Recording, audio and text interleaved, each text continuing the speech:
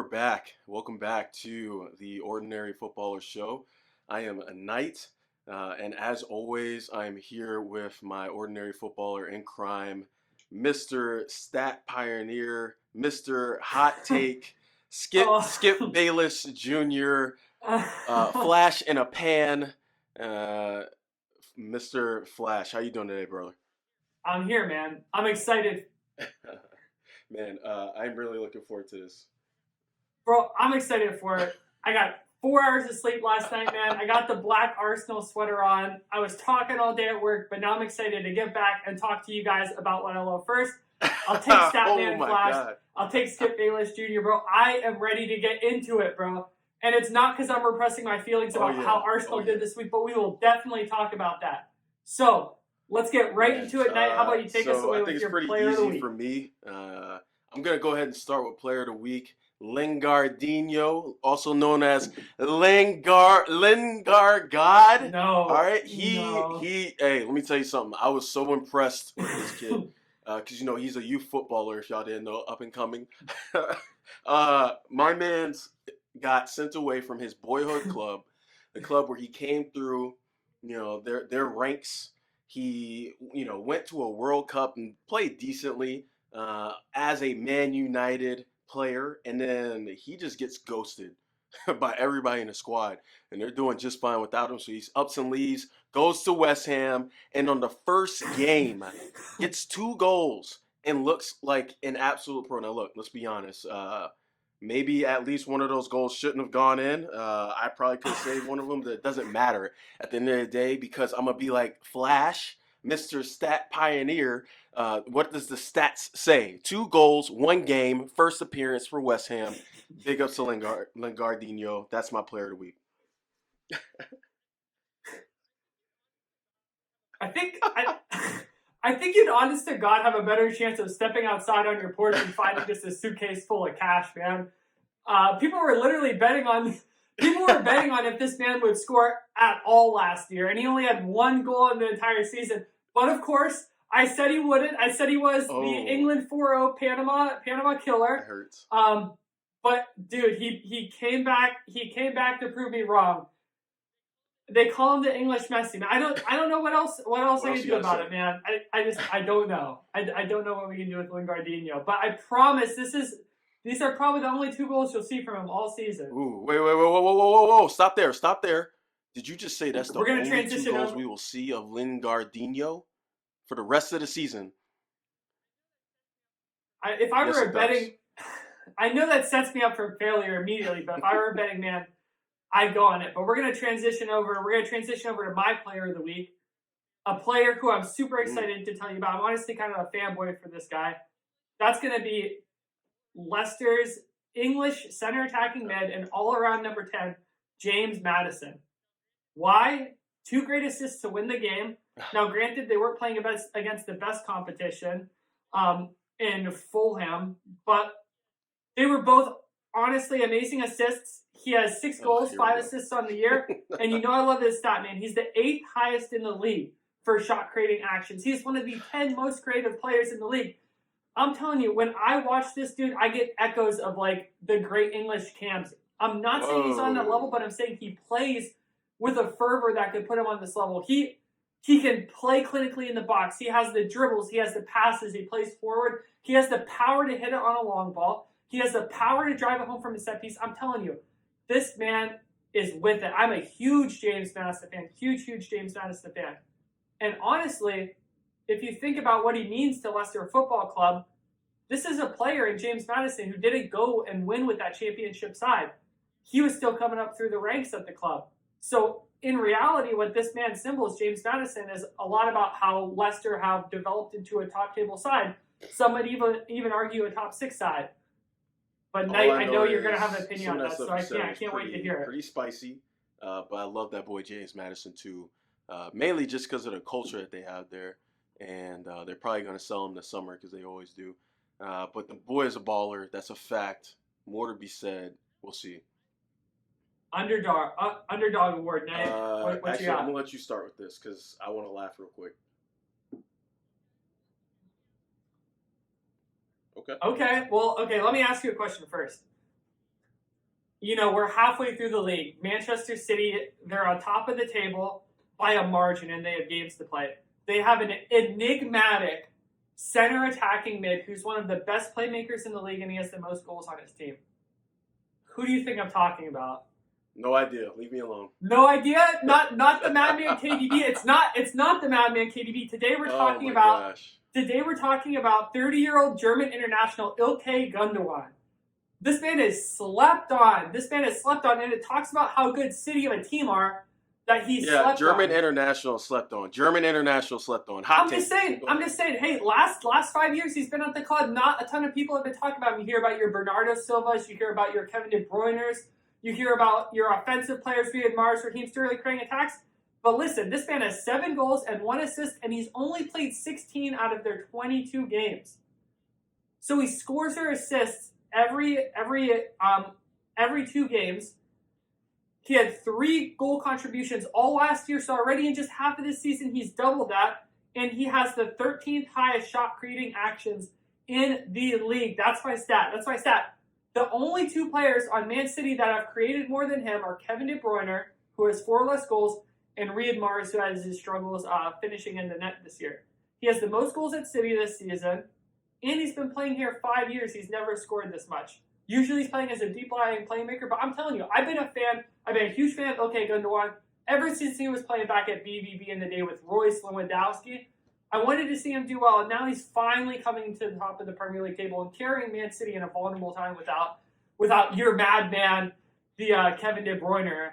Oh my gosh, stop this right now. Do you think some of those goals come from the fact that, COVID's a thing, it's affected Man City and so have injuries, and so the ball has to go into the net from somebody? Do you think that might have a factor to it as well? Hey, because I know you love your stats, but I'm just saying, facts are also a thing. Do you think that plays into a fact?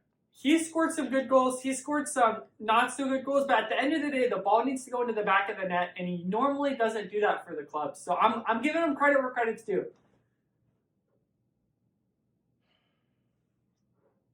I just wanted an answer, but okay, all right, that's fine. I just wanted a yes or a no.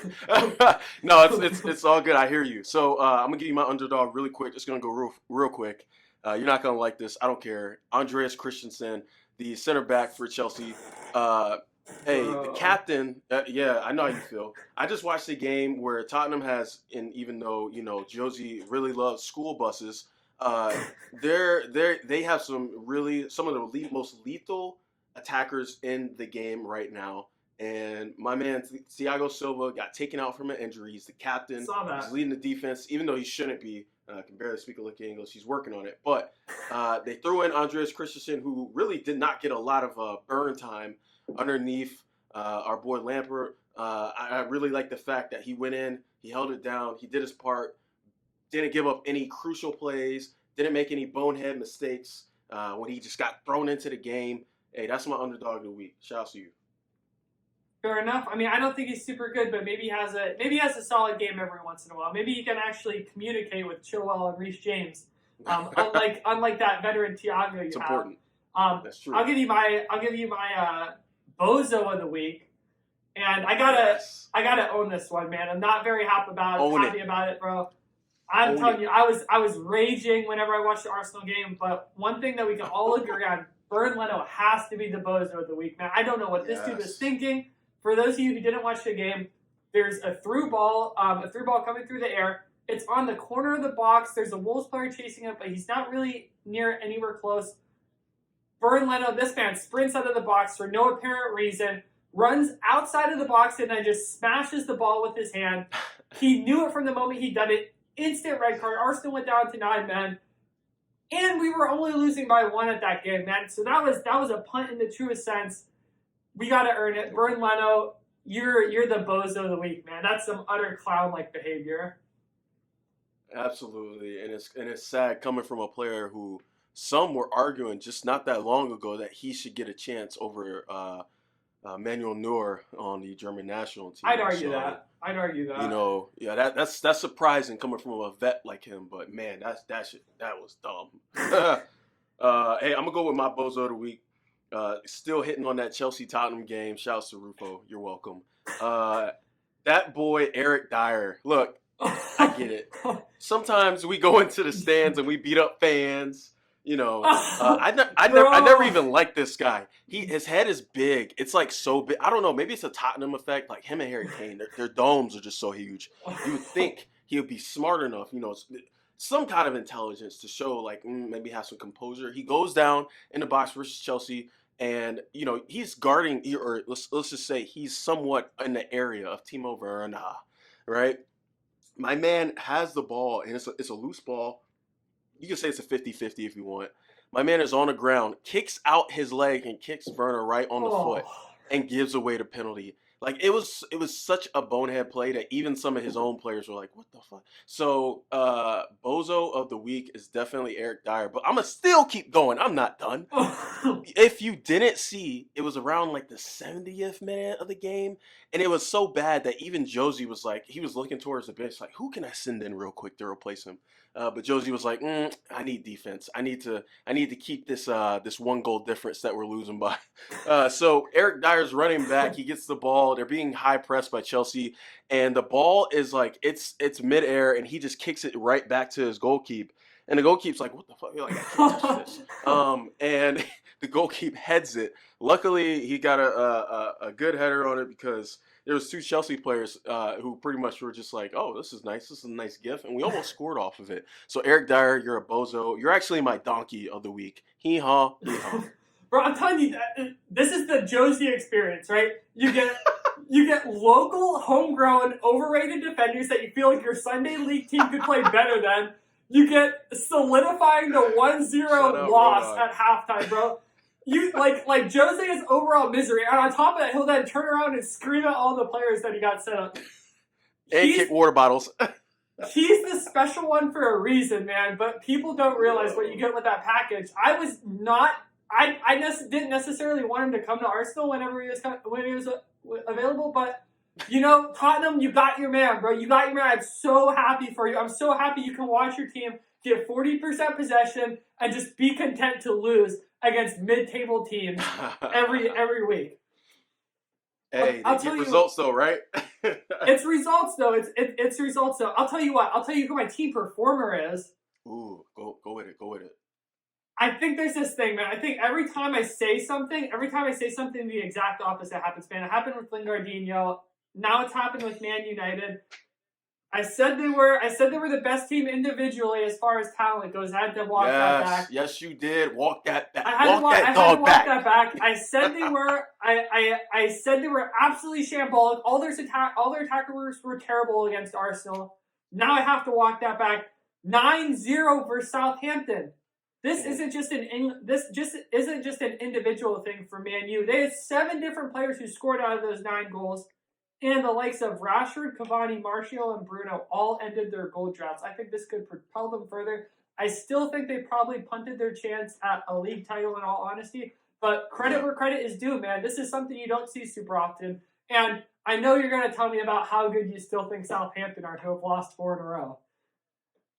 Brother, I do, because at the end of the day, they have suffered some injuries and whatnot. And I know everybody does, but I think having a red card that early in the game, they just looked defeated. They looked defeated. It was bad. They were ready to take me out. They were like, "All right, bet we'll take that." So Floyd Mayweather meme and all. Hey, I really like your pick of the week because I want to just say, apparently, if we both gang up on somebody, if we both like just terrorize somebody, apparently they will come back with a record-setting week. Oh yeah, so it's never happened. Let's keep talking bad about Chelsea. Let's both bring down. No, Chelsea. Dude, big up Chelsea, bro. They have big things in store for them. Chill. Oh man, hey, those are some really good picks. I just want to go back really quick, brother Lingard. There was, if you were listening to this as a podcast, just mark this down, keep it in your head when you get to work or when you get home. But if you were watching this YouTube video, go ahead, hit the next tab as this continues to play. I want you to type in Lingard Grealish Talk Sport, and it's going to bring up a really neat video. So during that game, Grealish tried to body Lingardinho, I the saw god. this. I saw this, bro. And he toyed him. He made him look like he was a Sunday league player. Bro. Matter of fact, a Wednesday league player. like where they just Bro. go behind the pub and kick it around. He looked dumb.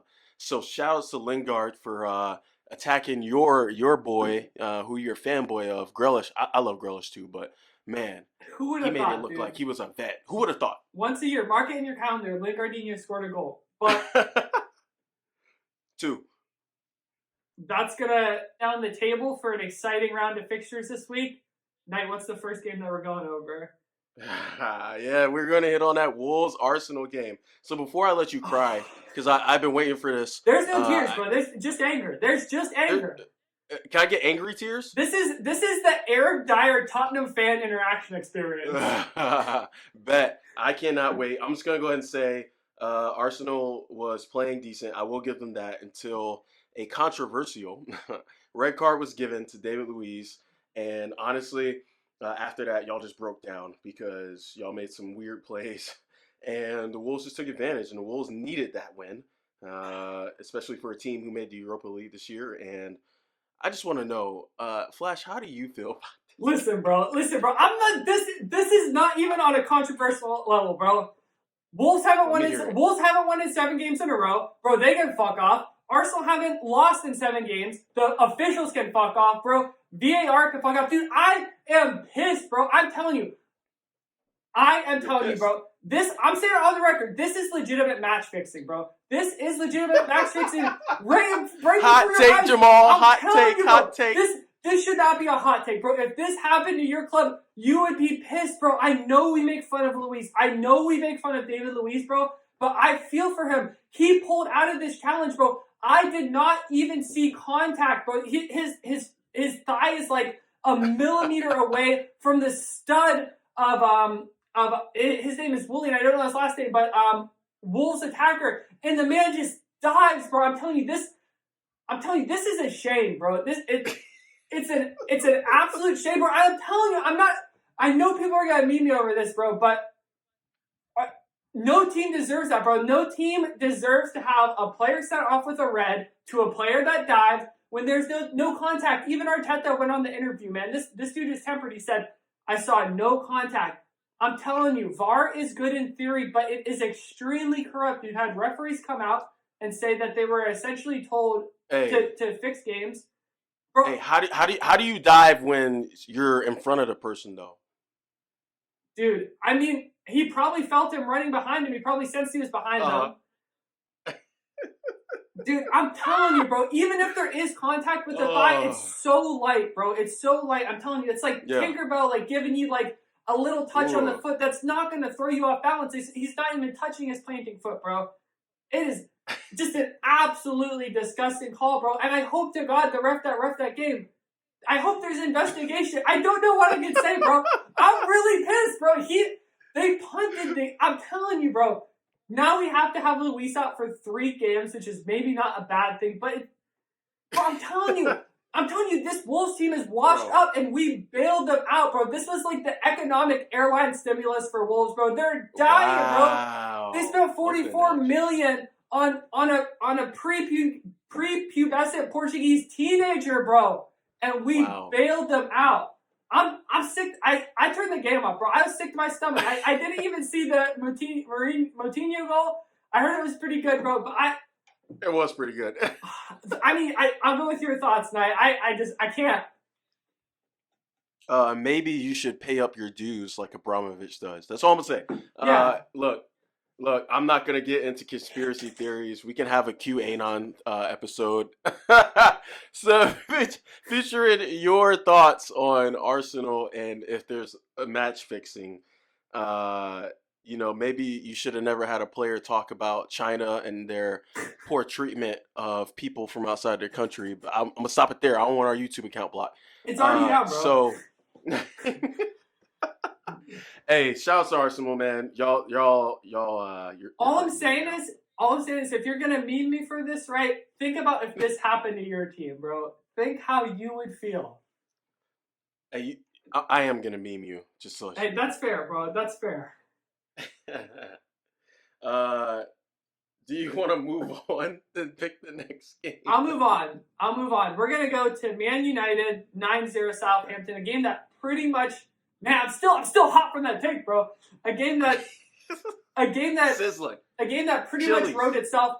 And on a serious note, right, the Yeah. David Luiz red card shouldn't have been allowed, ban the official. But on a serious note, the red card, I don't know if you saw it for Man U, absolutely disgusting tackle. I'm saying the FA should look into this, man. Didn't catch the name of the player who tackled. I think it was Jankowicz from Southampton. But he goes young center back, young. Yeah, he goes right. He goes like studs first into McTominay's knee and like bends it in the opposite direction. Like, big props to McSauce for getting back up because that could have been a legitimate career ender. I don't think there's any place for that sort of tackle. Going studs up that high, right? It's one thing to bro. go studs I up completely on the agree. But- Completely agree, bro. But yeah, I think that's something that's gonna be investigated. We won't go on too much longer. I'll pass it back to you. We talked about big up for Man U. Good win for them. Yeah, big up to Man U. You deserved it. Whatever. Blah, you can have that. Chelsea's coming in strong. Hey, moving on to Leicester versus Fulham. I just want to say really quick, good on Leicester for bouncing back, not losing to a team like Fulham. They looked really good, and your boy James Madison did. But let's talk about Leeds versus Everton. Let's talk about your favorite mid-table team against probably the most deserving mid-table team. Really quick, I just want to say, Everton, I am surprised that Pickford didn't throw this game away for y'all like he usually does. Shout out to Gylfi Sigurdsson. I know I butchered that name, but man, you want to talk about a hero. That dude's been there. Awesome center mid who does not get enough recognition. And then Calvert-Lewin with the winner. But man, hey, Leeds looked good though. Yeah, they did. I will not argue that. What do you got to say? Hey man, 16 shots for Leeds, 63% possession. They just didn't make it happen, and Everton played a good game as well. So it was greatly balanced. Digne had his 7th assist in 15 games, one of the best creating left backs in the league. Mr. Stat Pioneer. We'll talk about it at the end about some of these mid-table teams, but I mean, listen to this stat and tell me how you feel about it. Everton against the traditional top 6 are 3 games, 3 wins, 1 draw, and 1 loss. Pretty good for what you would usually consider a mid-table team. I'm adding a new name for you. Where do you find these stats? ESPN or something? Where are you getting this? Just I use my brain. That's a lie. That's a lie. I use the Premier League. I use the Premier League account. I use a bunch of different sources, just the regular table. Did you get that from an article, or did you actually search for bro, that? I'm telling you, I need facts. I'm digging through it like an animal, man. I'm digging through and finding each of the games. I'm counting them on my hands, man. That's why I was up so late last night. I had to go to work at 7. I stayed up until like 2, compiling stats for you guys. I think you spend too much time watching stats. I spend too much time on a treadmill watching young player highlights and reels. We're gonna have to do something about that. Hey, I mean, maybe that's not a bad thing, but moving on to our next game, another couple of solid mid-table teams. Aston Villa won, West Ham 3. Yes. Dude, I'm calling this the clash of the Europa League, right? I can't tell you with a straight face. I don't think any of these teams will make the Champions League. But you've seen how boring Spurs are, right? I mean, all jokes aside, Chelsea have been up and down on form. Arsenal certainly, I don't think. I mean, we might have a chance. It'll be a miracle if we make it into the Europa League this year. But this is a key decision, right? This is a key game that could determine some big things. And I mean, West Ham dominated it. Key stat from Statman Flash here. Aston Villa have received 40 shots in the past 2 games. Not looking so good from their midfield to kind of shut down some of those attacks. I like that. I like the stats that you referenced there. I think one key stat that jumps out at me is 50% of the shots that West Ham took were on target, and 10 of them were on target. You do the math real quick there, ordinary footballers. And they only held 43 possession, and they had like 100 less passes. That tells me that you are much more clinical than your opponent at that point in time. If you can do it with less passes, more shots on goal, plain and simple, that means you are more clinical. I watched that game. They looked it. They looked like they belong where they are at in the Premier League table. And I'm not saying that I believe that, but I am loving this COVID season in terms of the chaos that it's providing. Dude, it's fun. It's fun. I think Premier League's the only league in the world where you could see it. I'm gonna wrap up this next game before giving you the hammer on the Chelsea Spurs. Liverpool 0-1 Brighton. Brighton 6 points, 6 points from top 6 teams in their last 2 games, man. But Liverpool had 1 out of 11 shots on target. I honestly can't say with a straight face that I think Brighton really earned this one. I think it was a case of Liverpool beating themselves. But with that, I'm gonna pass it back to you for your thoughts on the game that just recently finished. Yeah, so hey, Chelsea went out there, and honestly, there were a lot of opportunities where we could have taken what we needed. I think it could have been a 2-0 win, but I will be happy with the 1-0 win. I still think, I know we talk about Josie and his loving of those big yellow things that drive children to school, but I'll be honest, I really think that him being the special one is for a reason. His track record proves it, and yes, you are not inspired by what you see when you watch Tottenham like 90% of the time. However, and I also think they rely too much on Harry Kane. I think it showed tonight when there was no true striker up head, and they just had a whole bunch of fast dudes who were just trying to counterattack against a Chelsea team that was prepared for that. And they know Josie, and they know what to expect.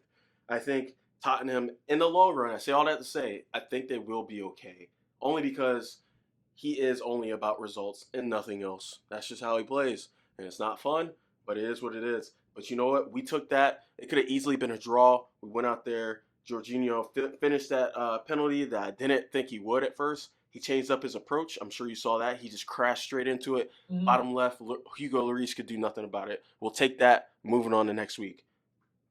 All right, so that's the wrap up for this week. I do have a couple questions for you, Knight. Okay. This is a current theme we've been seeing, man. So we're seeing in the Premier League, really, it's one of the only leagues in the world where this can happen. We're seeing what I'm calling the new world order, because I'm obviously now a conspiracy theorist buying into this game fixing. But all jokes aside, there have been 4 big teams or 4 mid-table teams that have really tried to push the traditional top 6 this year, forcing teams like Chelsea, Arsenal, and Tottenham all well below positions that they would usually be at. Those 4 teams are going to be Aston Villa, Leicester, West Ham, and Everton. So I got a couple questions for you tonight. Out of all those 4 teams, who do you think is most likely to last? Is it one of them? Is it a couple of them? And who do you think would be the best for a new fan to get into? Leicester, bro. Like, shout out to Chris. Yeah, I can pronounce however I want. Let me tell you something. You say New World Order. I say we are realizing the new order that was already there. So I can only speak to 2 of those because the others I don't believe in. I think Leicester is really, they are a top 6 team. And do you know who they replaced? And you're not going to like this. I'm going to say it. Oh, wait. I'm not even going to dignify a response. They replaced Arsenal. Look at the last 5 years and tell me that they haven't replaced you. We can get into that another day. I think they are legit a top 6 team, though. Seriously. That's why they get rated every summer. It's because everybody loves the culture that they have. They always have these players who just fit right into the scheme. They can do everything. They can counterattack. They can keep possession. They can make you high press and beat you by forcing your back line up with a long ball because Vardy, for some reason, is ageless. That's another segment we need to talk about, dude. They need to find somebody to replace Vardy because there's going to be a cliff. Yeah. Do you know this man Vardy drinks like 4 Red Bulls a day? Yes, and smokes? How he's your pub leaguer. He's your pub leaguer. He's content to die at like 45, but the man is a cult legend. Like yes. Dude, listen. It hurts me as an Arsenal fan. I have confidence that Arsenal will come back, but at the same time, dude, I really do have a soft spot for Leicester, man. I talked to you about James Maddison. I talked to you a little bit about Leicester through these last weeks, but look at this club, man. This is a city that doesn't have a Premier League team. There's culture there. This is a city that's producing young players, whether it's from their academy or they're buying them or producing them, that really can help develop their team. Look at the likes of Mahrez, Conte, Chilwell, Madison. Look at Wilfred Ndidi coming through the ranks. All these young players. Yeah. Yo, Brendan Rodgers is doing big things here, but there is one more team that I want to point out that I think might have potential. Oh, Lord. Here we go. I'm saying it right now. I don't like this team. I don't really like the culture around them, even though I do respect them. It's going to be Everton, man. Liverpool's hometown rivals. This team has big potential, man. Ooh. They've had an amazing transfer window, bringing in James Rodriguez, Allen, Decore, all kind of good talent. They've been developing some of their own players, turning players like Luca Digne into European superstars. But listen to this, man. A lot of people don't know this. Some Arsenal fans do, but a lot of people don't. There's a man by the name of Farhad Moshri. He's an English businessman, and he became the owner of Everton in 2016. Since then, he's invested hundreds of millions of pounds into the club. But do you know where he came from? Where did he come from? Listen, this man was the person who lost out on buying the ownership of Arsenal FC.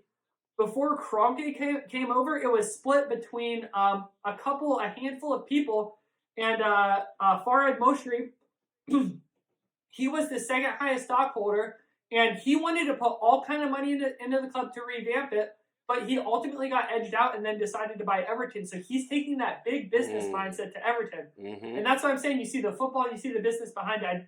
I don't like them as much as Leicester, but I think they got potential. I want to read you off something. This pertains to Everton, and now I want you to tell me where I'm going with this. Okay. We have a Statman night. Well, more like I just want to follow some of the feedback that we got from Gunner. F you, I don't believe in stats all the time. They don't tell the whole story. But I'm going to read you off some numbers. Okay, this starts with 09-08 Premier League season. Okay. 5, 8, 7, 7, 6, 5. Then it goes to 11, 11, 7, 8, 8, 12, and then currently 7. What does that tell you? I mean, consistency at being a mid-table club. I mean, it sounds like they had something. Who is it? I think it might be West Ham you're talking about. I am talking about Everton still. Wow. Here's why I say that. Okay. Because I looked up their owner earlier. I wanted to let you speak your piece, but I also want to talk about this. Is this the Uno reverse? I played you. Yes. Oh, no. So I have a problem that we need to address when the season's over, and it talks about big money and what does it really mean. Okay, so I just want to say from 09 until about that time where your boy bought that club, they were top 6, top 7, whatever you want to call it. They were one of the top teams in the league. And then they transitioned to continuously cycling through players that they bought, hoping that it would transform the team because they were bringing outside sources from outside teams with outside ideologies and hoping that it would transform. Now, this season, there has been a little bit of a difference. I'll give you that. But I think that is one of the problems with football.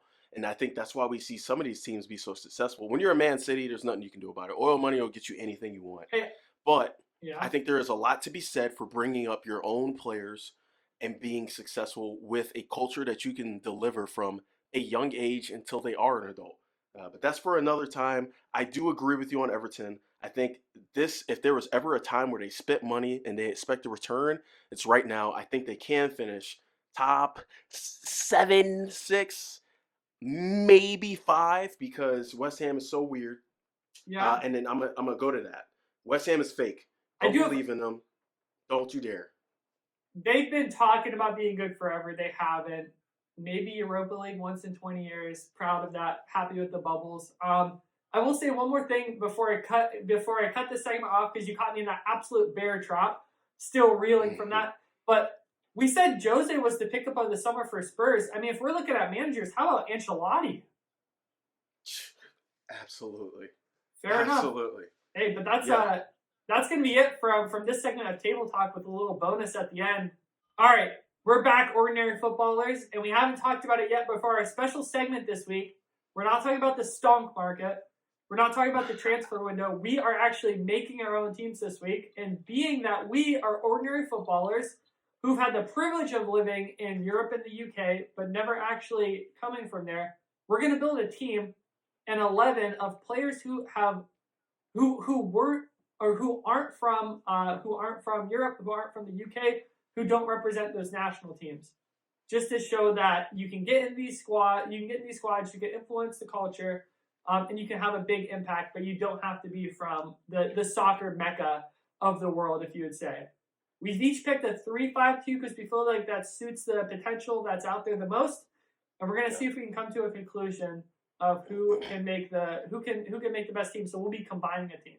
Knight, you want to go ahead with your goalkeeper?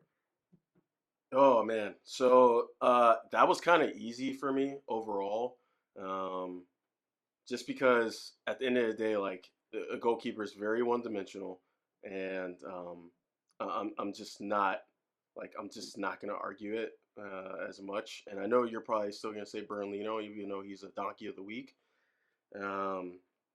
But can you guess who my goalkeeper is? I think he's the best goalkeeper in the Prem. I think you're probably gonna say Ederson. Yeah. Okay, you know me. Yep, Ederson.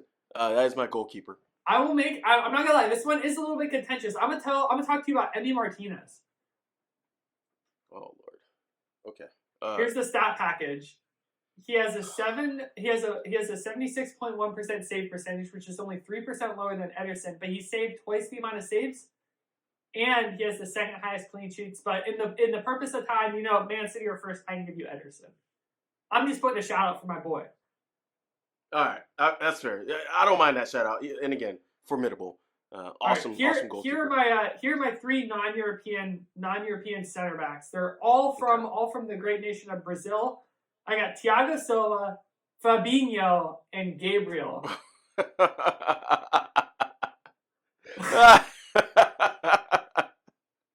Hey, no.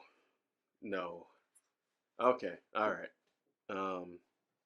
No. Mm-mm. I'll bend the knee. We're saying Thiago Silva has to be in there if it's a non-European. I'm gonna still say no on that, but I need you to. I'm not gonna argue it. I'm not gonna argue it because I do think that's a fair choice. I picked Fabinho for something else, so I'm not gonna argue that. You need to tell me right now why. I'm trying not to curse. Oh Lord. Okay. Why did you pick Gabriel? Hey, I mean, instant impact for Arsenal, man. He came in. He immediately affected our squad. Arsenal had the second best defense in the league, and he has a couple of goals. He turned a team that had like clown fiesta at the back into a team that's actually hard to break down. He turned the team. He, as in singular, he did that. He is the manifestation of the god Mikel Arteta's tactics. Sorry, I just got COVID from that. I literally just got COVID from you saying that. He said the God Arteta's tactics. I see three lies. God, tactics, and then Arteta because wasn't it Arteta out a few weeks ago for you? Anyway, all right, fine. You can have Gabriel. My team would demolish your team. I think you are out of your mind. I am building a team from the best foreign players. My center backs, and I use a little bit different, mainly because of size and just ability. Virgil van Dijk is my center back. So talk me through the rest of your defense. Man, my defense is pretty easy to go along with. So like, I have a 3-5-2 and 3-5-3, and honestly, it's kind of impossible to do this because in a Prem, like you need 4 center backs you need a 4-man defensive line unless you have some of the best in the world and nobody does. Mm-hmm. But for me, since I got this fantasy team, I take Virgil van Dijk at the center back, and then my 2 outsides, I put them at the corners. I keep them back a little bit. They don't really get too much into the play. I have Mendy. I know you're not going to like that. Okay. Yes, the French international left back who has great size and can actually play a little center back if need be. And then I also have at right back Castagna, the Belgium right back. I am a huge fan. I think he's great. God. I mean, he proves it on Leicester, but like he can do everything on the pitch. I mean, you can groan, but let's be honest. Arsenal would pick him up in a heartbeat if you could. No. So I don't want to hear that. And there's going to be a whole bunch of teams that are going to reach out this summer asking for him. So I don't want to hear that. That's my 3 right there. All right. So how about this? I'll tell you. We keep Mendy. We slide Virgil van Dijk out, and we put Thiago Silva in the middle. We get his leadership skills in there. If we're combining, I'm probably just going to buy you out of this team, but sure, we can do that. Okay, fair enough. So we got goalkeeper, we have Ederson in goal, we got Thiago, Virgil van Dijk, and Mendy, for whatever reason, he's played about 30 games in the past 5 years. When he's healthy, he's awesome. We have him in the squad. But moving on, we have our two center mids. I'll start first. I'm not going to lie, because we were on the whole players from outside the UK. I put down Fred as one of mine. I'm just going to give you a position. Ooh, okay. But I'll tell you one guy that has to be in there, man. I'm telling you, Thomas Partey, the Ghanaian international. Bro, Nobody's arguing that. This man's, fun fact, this man's father sold his house and all his possessions so his kid could get a shot at trials in Europe, and Thomas Partey made it. This dude is down to earth. He's a great leader. Everything he needs in the center of the field. So Partey gets in there for me. I love that Partey pick. I think that was a huge pickup when Arsenal brought him in from Atletico Madrid. I think he was a better fit there because they play defensive, and he was really. I thought he was shining there. I know he doesn't have the greatest striking foot, but that's not his position. He's a center defensive mid, and I really like that pick. That is an oversight for me because this next pick for me, and I have my midfield a little bit different than yours. Sure. But this next guy for me is definitely about the same. So me, for my midfield, at the center defensive mid, so he's almost right on top of the sweeper. It's a little bit of a weird formation, but I know it would stack up really well, and it would help with forward passes. But Fabinho. He is versatile, so if he needs to drop back, he can play center back. Yep. We've seen that with Liverpool recently. And then I have KDB, Kevin De Bruyne. Like, how do you not have him? That's just weird to me. Maybe you have him in your attacking front as a center attacking mid, but my guy can play center mid, as we've seen. Probably the most creative player in the world, and just absolutely bonkers how good he is. Bruno Fernandes is in my midfield. And then the way it's set up, I have a kind of like a diamond. Okay. So maybe I went a little too far. So your three. Who are your three for midfield? You have three midfielders. So my three is Fabinho, KDB, and then I'm actually gonna put Riyad Mahrez on my right center mid. Ooh. So who are we training for Partey? Because I'll take the other two. But we gotta fit Partey in there at one point. I honestly don't mind swapping out Fabinho for Partey. I'll take that. I think Riyad Mahrez, his creation is real good. I think he's a bit dicey. I personally had the Colombian James Rodriguez as my cam. Okay, yeah, and I'm not mad at that. I'm not mad. But if you want to put Mahrez in there and De Bruyne, Man City going off the rails, and we have Partey as an anchor, I'm happy with that. Okay, all right, cool. I'm gonna go with my attack in front though because But so I don't want to hear. hear. Get this right. You have a diamond. I have a right wing. I have a left wing. I have two strikers. So this is like the most aggressive. Ooh, two strikers. Okay. Yeah. All right. Yeah, you're coming. You got a poacher and a false nine. Okay. Yep. I've got so Bruno Fernandes is my center attacking mid. Like I don't think anybody would argue that. So I'm gonna move on. Mane out on the left because I'm gonna argue Mane with you. I'm gonna throw it out there right now before you even get a chance in. I thought Mane first initially, dude, but you gotta look at Son stats, man. He is the only glimmer of hope Tottenham Hotspurs fans have.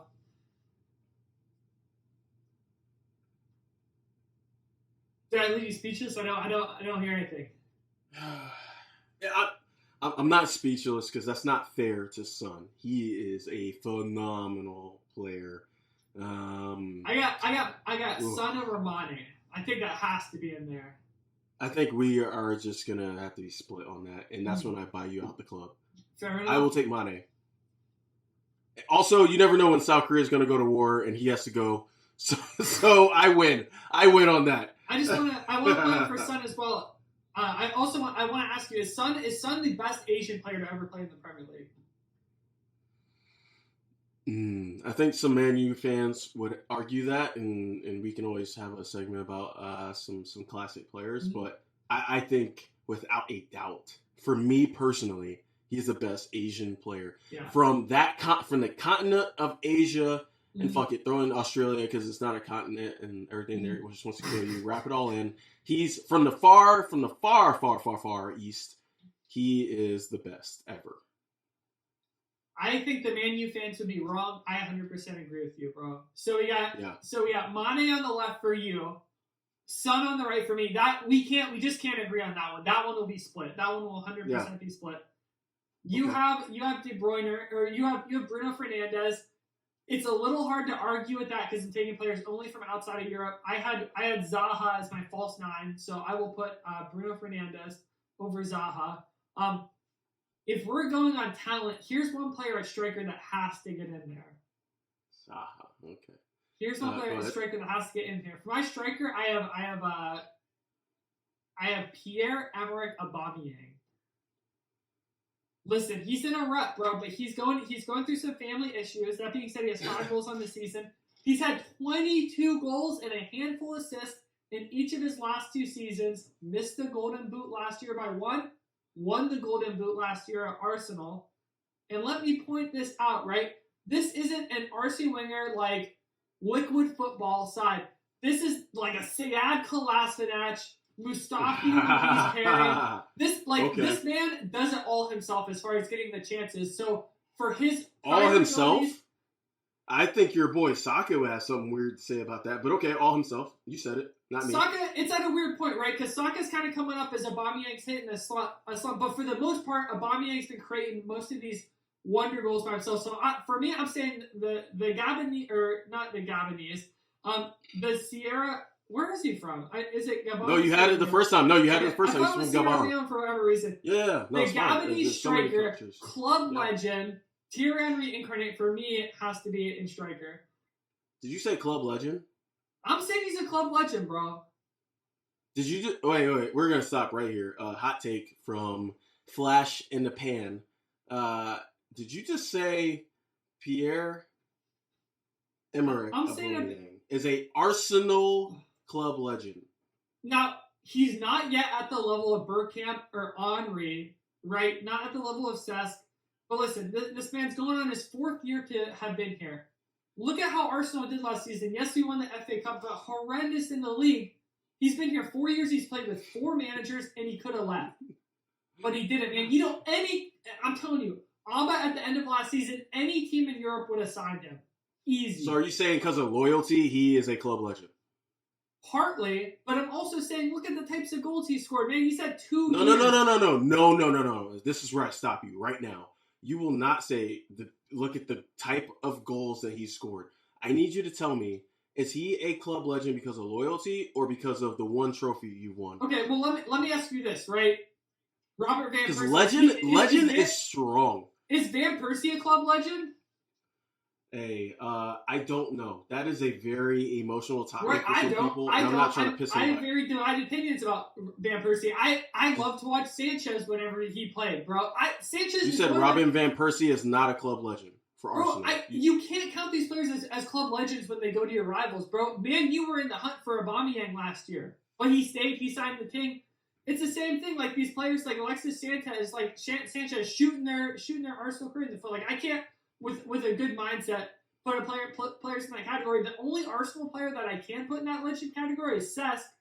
That's because when he left Barca, Chelsea had to give Arsenal the chance to sign, and because of the Emirates, we couldn't sign him financially. So sounds like I just hear loyalty. Nothing. Everything you're saying is saying. In the Premier League, in the Premier League, in 4 years, he has 59 goals.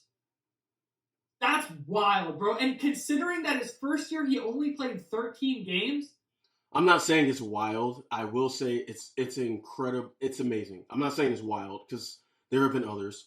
So stop this. But you were saying he is a club legend because of loyalty. Because I heard you say for 4 years. Because you said for 4 years he was at Arsenal and they've won nothing. FA Cup, and he's still and he is still there, and he is still there, and he is still there. Then you said you talked about Robin Van Persie is an Arsenal club legend because he went to the rival, and then you said and then Peter Cech. Well, yeah, he went to Chelsea. Yeah, because they offered him a contract. It sounds like all I hear is loyalty. So are you saying? Bro, listen, 59 goals. He's played 4 seasons, 2 of them in half so far. Where does that rank on your all-time list? Where does that rank? Oh, dude, I'm not saying as far as all-time Arsenal legends. I mean, like you have to pay respect to the Invincibles. There are plenty of strikers above him because of their tenure at the club. But as far as his skill, his pedigree, his leadership as a captain, his right, left, leave Zuma unscathed. What leadership? What are you leading? What did he lead? He led? He led us to FA Cup final. FA Cup final. He won that. He led us. He stayed with the club through good evening. Youngberg. He saw the last of Winger. He saw his club take horrible abuse from the fans. He stayed through Arteta that's had a really horrible streak. When somebody pays me more than anybody else is willing to, yeah, I'm going to stay. Oh my God, I'm telling you, bro. Listen, you cannot take that into consideration because it's hindsight. For £250,000 a week, this man is a steal for any club in Europe. Any single club in Europe. You said a steal? At the end of last year, Pierre-Emerick Aubameyang with 22 goals and 3 assists, FA Cup holder in the Premier League, easily top 5 strikers in the world. Easily. Pure strikers too, not like wingers, not like center attacking mids, but pure strikers, poachers, complete finishers.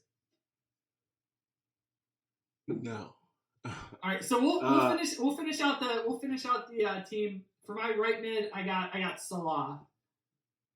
Yeah, I got Salah. We'll agree on that. And wait, no. Okay, I got a question.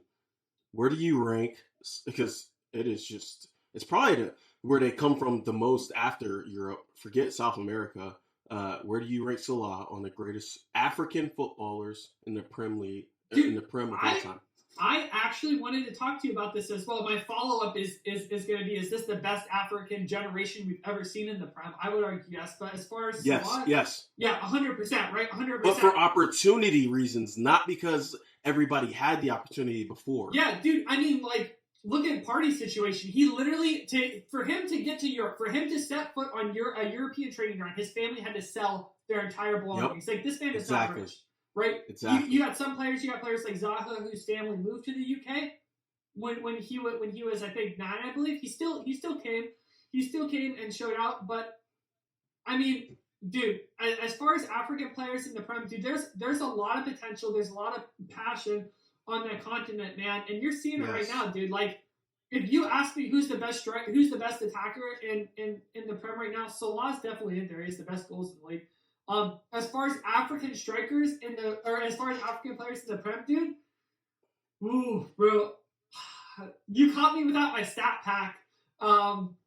That's because you don't need it. You watch the game, stats are good, but there's also baseless stats. You watch the game. Where does he rank for you? He has to be. I don't like this Mane slander that you're providing. Mane has been one of the most consistent.